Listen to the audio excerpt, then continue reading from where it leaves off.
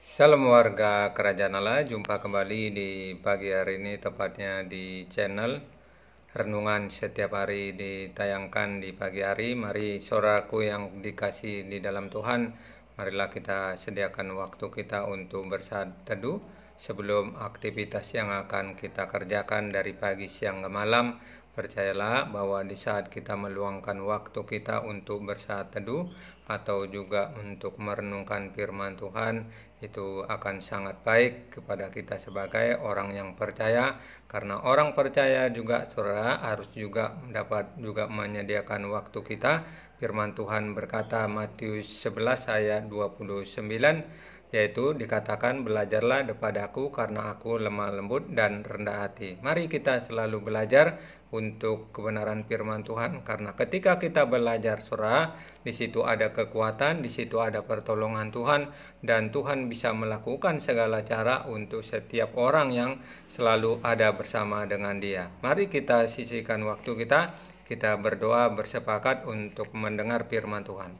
Terima kasih ya Tuhan yang kami puji, yang kami sembah. Sebentar kami akan mendengarkan suara firman-Mu ya Tuhan. Biarlah Engkau berbicara bagi kami ya Bapa. Di dalam nama Tuhan kami Yesus Kristus kami telah berdoa dan mengucap syukur. Amin.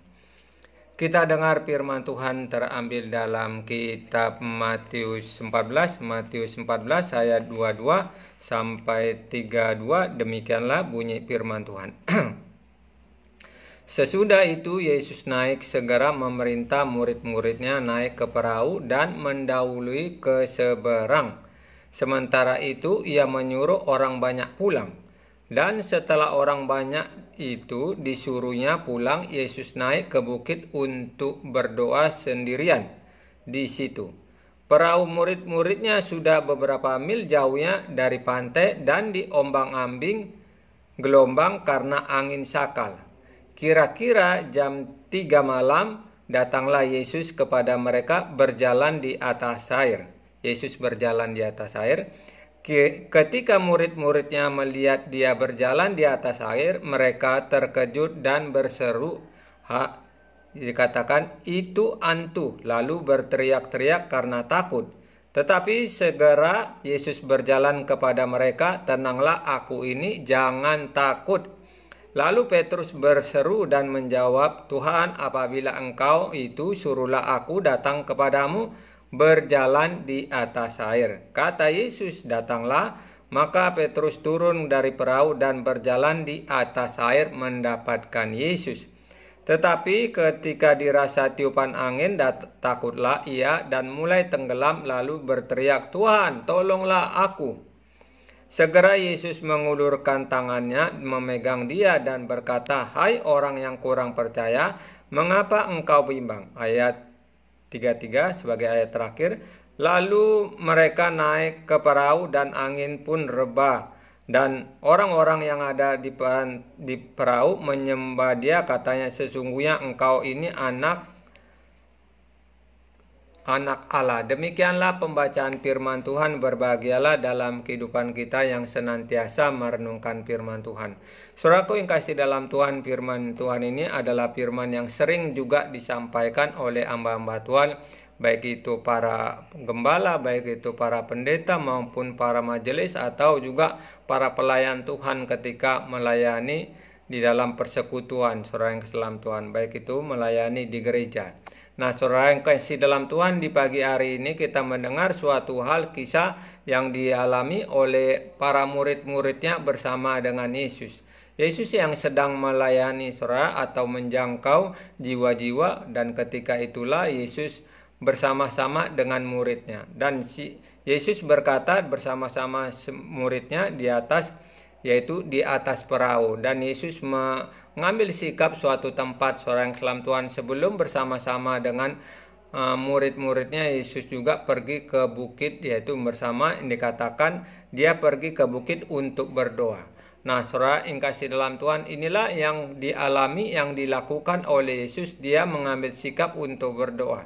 Padahal saat itu Yesus sedang bersama dengan murid-muridnya, tetapi dia lebih mengambil sikap untuk pergi suatu tempat untuk berdoa dengan seorang diri. Nah, saudara yang dalam Tuhan, pentingnya dalam kehidupan kita yang kita mendengar firman Tuhan, yaitu untuk juga apa yang dilakukan oleh Yesus dapat kita lakukan, yaitu untuk berdoa seorang diri. Mengapa Yesus mengambil berdoa seorang diri, bukan mengajak murid-muridnya, saudara yang dalam Tuhan? Karena kita melihat pentingnya Yesus melakukan hal itu, saudara, karena dia harus berbicara kepada Bapa di surga, baik itu di dalam dia berdoa.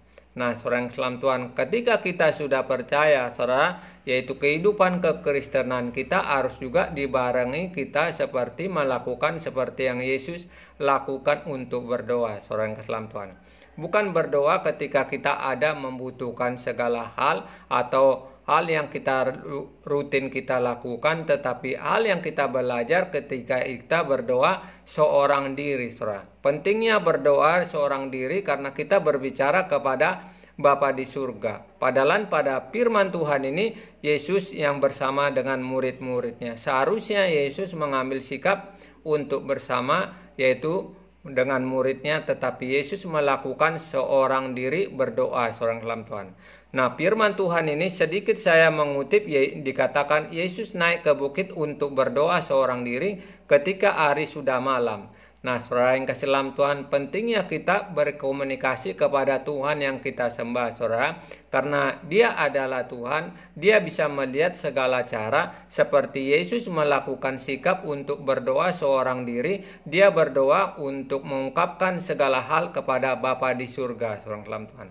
Nah, ini hal yang kita mendapatkan suatu firman pentingnya dapat kita lakukan, saudara. Kadang kita melihat ada persoalan-persoalan yang diperhadapi kita, baik persoalan keluarga, baik itu persoalan ekonomi, baik itu persoalan yang kita alami, saudara yang kasih Tuhan. Tetapi kita bukan dapat juga menyelesaikan persoalan itu, kita tidak datang kepada yang kita sembah, saudara, untuk kita diberikan kekuatan, untuk kita diberikan pertolongan, untuk kita dapat menyelesaikan setiap persoalan kita, seorang dalam Tuhan.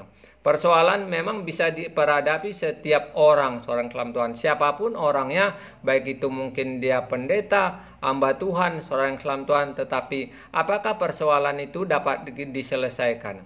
Nah, kalau Yesus melakukan hal ini, dikatakan ia naik ke bukit untuk berdoa supaya dia berbicara kepada Bapa di surga. Kita memiliki Tuhan, saudara. Seharusnya kita juga dapat sikap untuk melakukan seperti di pagi hari ini, bersaat teduh, saudara yang dalam Tuhan. Karena berjalannya dengan waktu hari ini kita tidak tahu dari pagi, siang, malam. Tetapi ketika kita menghampiri Tuhan di saat bersaat teduh, saudara, disitulah ada kekuatan, disitulah ada kemampuan kita, disitulah kita akan diberikan kelebihan-kelebihan. Karena Tuhan mengatakan, seorang dalam Tuhan, kuncinya yaitu ketika kita mencari Tuhan terlebih dahulu.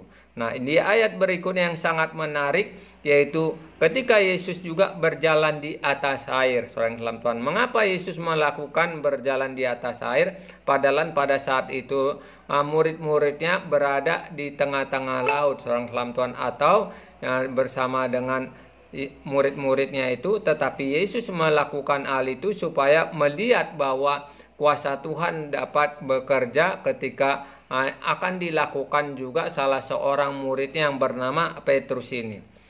Yesus berjalan di atas air, dan di dalam ketika Yesus berjalan di atas air ada sesuatu pikiran daripada firasat mereka. Mereka berpersangka bahwa itu hantu, seorang dalam Tuhan, padahal itu Yesus. Nah, inilah keajaiban dan inilah hal yang dilihat kuasa pada Yesus, pada murid-muridnya melihat kuasa Tuhan bisa berjalan di atas air. Nah, kita melihat ketika Yesus juga melakukan hal ini supaya ketika itulah dapat juga dirasakan oleh murid-muridnya. Murid-muridnya salah satunya Petrus ingin mencoba yaitu berjalan di atas air, seorang Tuhan. Dan ini terjadi, yang salah satu muridnya yaitu Petrus dapat bisa berjalan di atas air. Tetapi pada saat ada angin, maka mulailah tenggelam yaitu Petrus itu. Dan disitulah Yesus berkata dalam firman Tuhan di ayat berikutnya, tetapi ketika dirasakan tiupan angin, takutlah ia mulai tenggelam lalu berteriak, Tuhan tolonglah aku. Dikatakan ayat berikutnya juga, segera Yesus mengulurkan tangannya memegang dia dan berkata, "Hai orang kurang percaya, mengapa engkau bimbang?" Nah, saudara yang selam Tuhan, mengapa perkataan daripada Yesus berkata, yaitu, "Hai orang kurang percaya, mengapa engkau bimbang?" Karena disinilah bahwa buktinya murid-muridnya bimbang, saudara yang selam Tuhan. Padahal Yesus sudah menyuruh untuk juga turun di atas air itu. Dikatakan di mana Yesus berkata, dia murid yaitu Petrus turun, kata Yesus, "Datanglah," maka Petrus turun dari perahu. Kata ungkapan Yesus, "Datanglah," artinya murid yang bernama Petrus tidak perlu bimbang, seorang selam Tuhan, karena Yesus sudah menyuruh datang yaitu untuk berjalan di atas air. Tetapi saat ada angin, maka disitulah mulai tenggelam Petrus. Dan ayat berikutnya, "Hai orang kurang percaya, mengapa engkau bimbang?" Nah, seorang kelam Tuhan, kita adalah orang percaya. Seringkali dalam firman Tuhan yang kita dengar, baik itu ketika kita mempercayai, ada sesuatu hal kita yaitu mengalami kebimbangan dalam kepercayaan kita, seorang kelam Tuhan. Kebimbang kenapa? Karena mungkin kita tidak yakin bahwa kuasa Tuhan dapat bekerja, kita tidak yakin bahwa Tuhan bisa sembuhkan kita tidak yakin bahwa Tuhan juga bisa membangkitkan ekonomi kita, seperti yang dialami oleh Petrus ini, di mana dia tidak yakin ketika Yesus yang ada di tengah laut atau berjalan di atas air dapat sanggup menolong dia, seorang kelam Tuhan. Dia tidak perlu seharusnya ada angin, yaitu khawatir bahwa dia akan tenggelam. Tapi Petrus begitu khawatir dan dikatakan, "Tuhan, tolonglah aku." Nah, seorang kelam Tuhan, biarlah kehidupan kita sebagai orang percaya harus juga meyakinkan yang kita sembah, dan kita tetap mempercayai bahwa Tuhan juga yang kita sembah, seorang kelam Tuhan, dapat sanggup melakukan segala cara seperti yang dilakukan oleh Petrus ini. Dia bisa berjalan seketika di atas air, tetapi ada angin yang akan bisa juga memberikan pikirannya jadi bimbang, seorang kelam Tuhan. Jadi pikiran kita juga ketika kita mempercayai Tuhan, maka haruslah dibawa dengan pikiran juga untuk juga dapat meyakinkan apa yang akan Tuhan lakukan. Ketika kita bimbang, seorang kelam Tuhan, persoalan itu, maka juga ada sesuatu hal, yaitu kuasa Tuhan tidak bisa bekerja. Kuasa Tuhan bisa bekerja ketika kita meyakinkan yang kita percayai. Tetapi kuasa Tuhan tidak bisa bekerja ketika kita ada keraguan, ketika kita ada kebimbangan, dan disitulah hal yang tidak bisa yang dialami oleh Petrus itu. Sehingga Petrus itu ada kebimbangan, dan Yesus berkata, "Hai orang kurang percaya, mengapa engkau bimbang?" Nah, inilah biarlah kehidupan kita ketika ada persoalan, masalah yang silih berganti, kita tidak bimbang, menyerahkan kepada Tuhan, bahwa Tuhan sanggup menolong kita, bahwa Tuhan juga sanggup menyembuhkan kita, bahwa Tuhan juga sanggup juga membangkitkan ekonomi kita. Demikianlah firman Tuhan. Saya mengucapkan terima kasih dengan waktu yang telah disediakan bagi saudaraku. Terima kasih buat layar kaca yang ada namanya di sini Nurpia. Terima kasih buat saudara-saudaraku yang lain. Mari kita sambut segala kegiatan kita dengan kita bersepakat bersatu di dalam doa. Kita berdoa. Terpujilah namamu yang kami sembah, yang kami kenal melalui nama anak-Mu Tuhan Yesus Kristus. Saat pada hari ini kami kembali mengucap syukur oleh karena kasih kebaikan-Mu ya Bapa. Kami telah mendengar firman Tuhan ya Tuhan, di mana ketika Engkau Tuhan Yesus berjalan di atas air, dan Petrus dapat juga sanggup berjalan di atas air ketika ada angin. Dia mengalami yaitu kekhawatiran, dia mengalami kebimbangan, dan Engkau berkata, "Hai orang kurang percaya." Bapa, kami adalah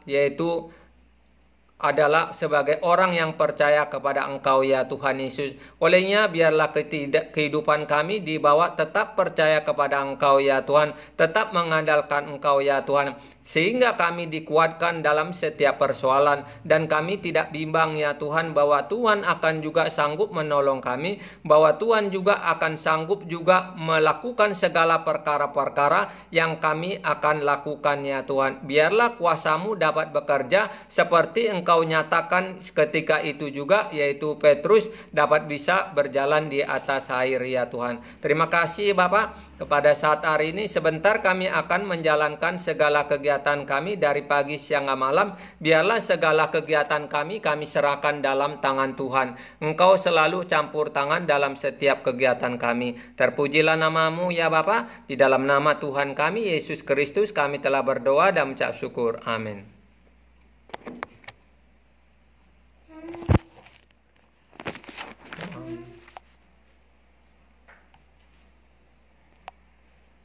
Akibat pegang-pegang. Gimana nih?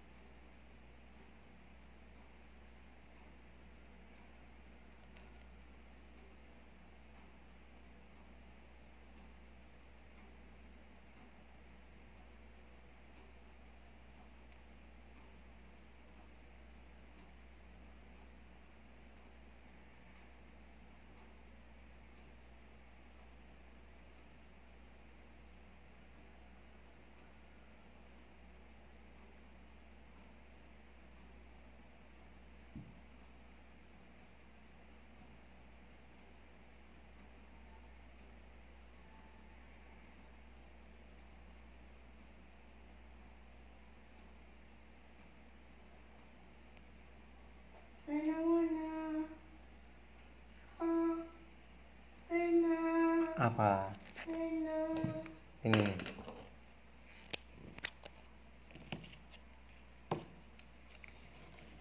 Masih ngantuk? Ngantuk lah.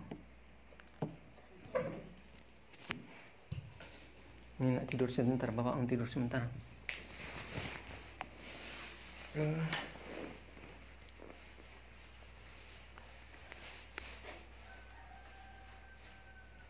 Para sahabat selalu menyertai Tuhan, selalu menyertai hidup kita di dalam usaha dan pekerjaan kita. Apapun kita lakukan dibuatnya berhasil. Tuhan selalu memberi jalan terbaik.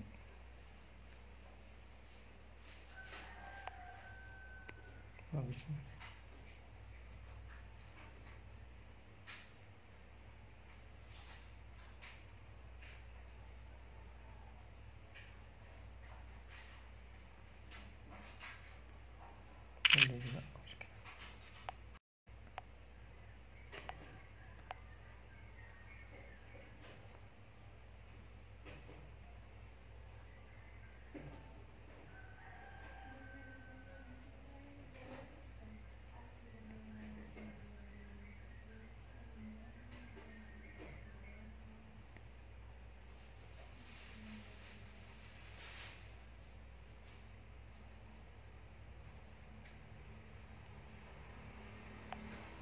Persela Lamongan tidak, dia peluang bagi Semen Padang.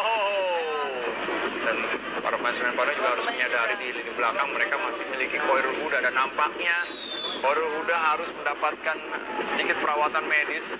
Terbentur nampaknya area wajah dari Khairul Huda, kan? Betul. Intercept dari Khairul Huda keluar dari serangnya menyambut pergerakan pemain Persela Lamongan, membuatnya tidak dapat menghindari benturan dalam gerak lambat. Kita kembali melihat,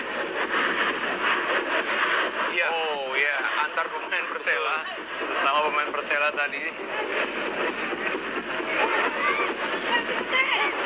Ya, posisi jatuh yang tidak beruntung juga dialami oleh Ramon Rodriguez. Ya, kita saksikan. Memang sakit nampaknya.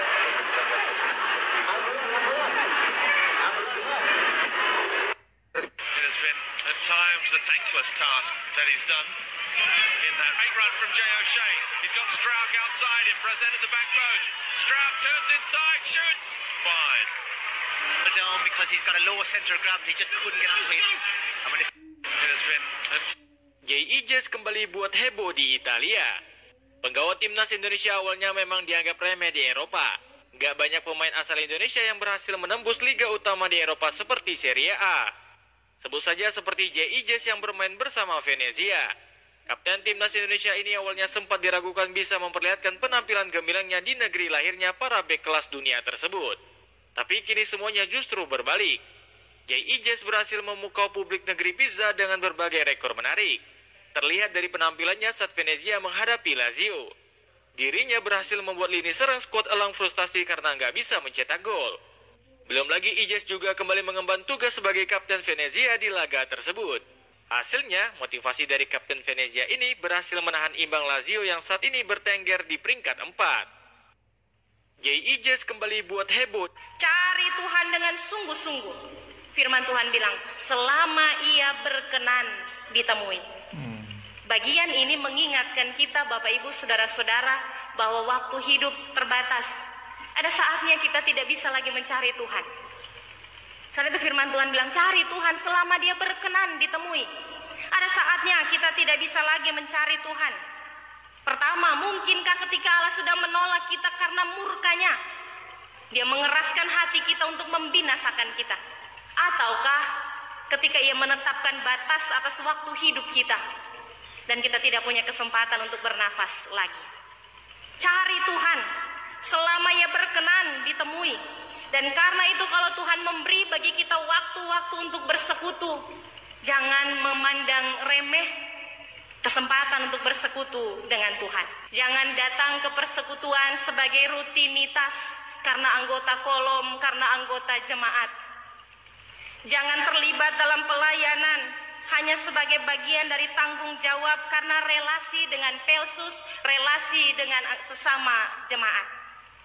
Cari Tuhan karena kita memiliki rasa kasih kepada Allah yang sungguh-sungguh, yang rindu untuk bersekutu dengan Tuhan, yang rindu bercakap dengan Tuhan dalam doa, yang rindu mendengar Tuhan dalam firman-Nya, yang rindu untuk memuji Tuhan, memiliki kerinduan yang lahir dari hati. Cari Tuhan, cari kehendak-Nya. Sebab itu kalau Tuhan masih kasih kesempatan beribadah, kasih kesempatan berdoa, kasih kesempatan dengar firman, maka gunakan itu dengan baik. Jangan tidur kalau sementara berdoa. Datang di gereja, jangan tidur sementara firman. Jangan menghayal di tengah persekutuan. Nanti kesempatan-kesempatan itu hanya akan jadi sia-sia, sebab kita tidak menemukan Tuhan. Cari Tuhan selama ia berkenan. Sekali lagi, sebab ada waktunya kita tidak bisa menemukan Tuhan. Ketika kita hidup dalam dosa dan Allah mengeraskan kita untuk dibinasakan, atau ketika ia telah menetapkan batas akhir bagi waktu hidup kita. Cari Tuhan dengan sungguh-sungguh. Firman. Berikut beberapa alasan kenapa Indonesia punya peluang besar kalahkan Australia. Indonesia akan menghadapi matchday ke-7 melawan Australia di Stadion Sydney pada 20 Maret mendatang, dan keduanya hanya beda 1 poin saja. Alasan pertama, timnas Australia mengalami badai sidera. Ketujuh pemain timnas Australia yang cedera adalah Kusini Yengi, Thomas Deng, Harry Sauter, Jordan Boss, Connor Metcalf, Nestori Irankunda, dan Alessandro Circati. Bek tangguh, Harry Sauter yang sudah dipastikan absen melawan Indonesia. Kedua, pola permainan dari pelatih baru Patrick Kluivert yang belum bisa dibaca oleh Australia. Dan terakhir, Indonesia memiliki banyak pilihan striker baru lokal maupun pemain keturunan yang baru. Berikut beberapa alasan kenapa Indonesia punya peluang besar kalahkan Australia. Indonesia akan menghadapi matchday ke-7 melawan Australia di Stadion Sydney. 1 Petrus 5 ayat 8 bilang begini, sadarlah dan berjaga-jagalah, lawanmu si iblis berjalan ke... Hai guys, aku mau menjawab pertanyaan dari kalian. Yang pertama, kenapa aku ngonten? Jadi guys, aku ngonten itu tanggal 2 September 2023. Ya, jadi waktu itu aku... Di posisi striker terdapat wajah baru yang mengisi lini serang tim Merah Putih, yaitu Septian Bagaskara dan Ole Romeni. Melihat perbandingan gol para striker timnas Indonesia yang ternyata Septian Bagaskara justru paling tajam. Penyerang Dewa United ini jika dilihat dari Transfermarkt, stiker asal Kediri tersebut sudah mencetak 7 gol di musim ini. Di posisi striker terdapat wajah baru yang mengisi lini serang tim Merah Putih, yaitu Septian Bagaskara dan Ole Romeni. Melihat perbandingan gol para striker timnas Indonesia yang ternyata Septian Bagaskara justru paling tajam. Penyerang Dewa United ini jika... Kalau kau punya istri, baik-baiklah dengan istrimu. Kasihilah istrimu itu dengan baik. Karena itu adalah orang yang Tuhan telah pilih untuk mendampingi engkau. Kalau dia punya kelemahan, maka kelemahan istrimu itu adalah kelemahanmu sendiri. Maka engkau harus bertekuk lutut kepada Tuhan, supaya Tuhan memberi kekuatan kepada istrimu, menjadi ibu daripada anak-anakmu, menjadi istrimu yang setia, mengawani kau sampai Tuhan memanggil kau dari dunia ini. Unak seolah berbadai bihoro inata. Jangan ulu gugupi suaram dengan lan ibadah. Anggalan darah tinggi dok kepala buah. Norfas lobat nih. Kalau kau punya... Akhirnya kami pindah dari HKBP Balata, gas. Jadi ini adalah hari terakhir kami pindah dari rumah dinas pendeta HKBP Balata. Jadi kita mau pindahin semua barang yang ada di sini menuju rumah kita yang ada di Simpang 2. Ya ginilah guys, kehidupan seorang pendeta ya kan. Sekali berapa tahun pindah. Tapi berhubung bapakku sudah pensiun, ini adalah perpindahan terakhir kami menuju tempat baru. Nah, inilah tujuan aku pulang guys, yaitu buat bisa nemenin orang mama pindahan kayak gini juga. Soalnya kalau pindah gini, biasanya pendeta itu akan sangat repot pindahin barang. Belum lagi dia harus siapin mentalnya di tempat yang baru. Belum lagi dia memikirkan mental anaknya, siap gak dia di tempat yang baru. Aku bisa ngerasain ya kan, gimana mental awak dulu gak enak juga pindah-pindah tempat. Puji Tuhan, haleluya. Selama 36 tahun bapakku jadi pendeta, kami bisa melewati proses itu semua dengan baik.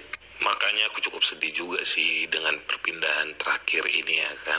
Setelah semua hampir selesai, akhirnya pendeta Simanjuntak STH N Buru Purba pamit.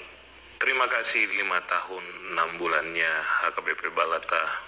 Terima kasih sudah pernah menjadi rumah yang baik bagi keluarga kami. Banyak berkat yang kami terima di rumah ini, dan kami akan merindukan tempat ini. Amin. Banyak orang sebelum ikut Yesus, hidupnya masih lancar, dagangnya masih sukses. Setelah ikut Yesus, tidak sukses. Setelah ikut Yesus, sulit berdagang, sulit, tidak ada profit. Mama saya percaya Yesus 1 tahun menjadi janda. Dia baru umur 33. Sekarang zaman Jepang, 8 anak. Makan apa? Dia berlutut berdoa, Tuhan, aku percaya Engkau tidak meninggalkan aku. Aku percaya Engkau adalah pembela janda. Engkau adalah bapak anak yatim piatu. Engkau adalah pembela saya. Beri kekuatan kepada saya tidak goncang iman terus mengikut Engkau. Saya bersyukur mempunyai ibu yang setia seperti itu. Saya janji menjadi janda sampai mati, tidak nikah lagi. Lalu dia bekerja jahit baju, dapat uang sedikit untuk membiayai. Saat itu dia tidak bisa bersandarkan rumah, disewakan atau dijual. Satu-satunya bikin baju, jahit pakaian, dapat uang untuk membesarkan anak-anak. Dengan air mata dia berdoa, Tuhan, peliharalah saya seorang janda. Cukupilah anak-anak saya yatim piatu, supaya kami terus mengikut Engkau. Dan Tuhan mendengar doanya. Mengikut Tuhan lebih susah? Sering. Sebelum ikut Tuhan lebih lancar? Sering. Kalau sudah ikut Tuhan menjadi lebih miskin, jangan engkau kecewa. Karena God will not leave you alone forever and ever. God will take your hand and bring you to past the terrible and pitiful wilderness. Padang belantara yang penuh dengan kepahitan dan menakutkan akan lewat. Puji Tuhan, keluarga saya satu persatu berkat dari Tuhan. 7 anak yang adalah pihak. Inilah